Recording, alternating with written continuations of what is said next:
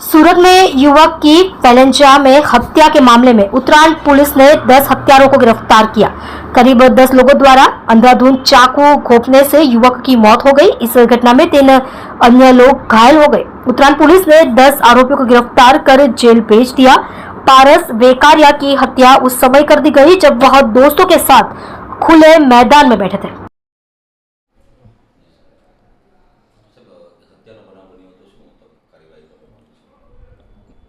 ગઈકાલે રાત્રે ઉત્તરાયણ પોલીસ સ્ટેશનમાં વેલેન્જા વિસ્તાર આવેલો છે, એમાં એક હત્યાનો બનાવ બનેલો છે. એમાં બીજા 3 લોકોને પણ ઈજા થયેલી છે.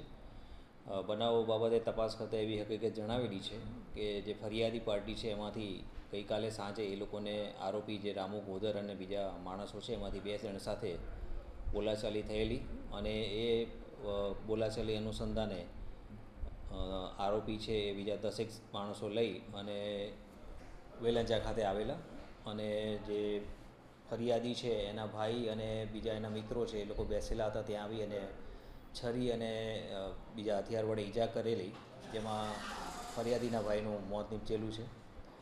બનાવ અનુસંધાને 10 જેટલા માણસો છે આઈડેન્ટિફાઈ કરવામાં આવેલા છે અને એમને ગુનાના કામે ધરપકડ કરવામાં આવેલી છે અને આગળની તપાસની કામગીરી ચાલુમાં છે.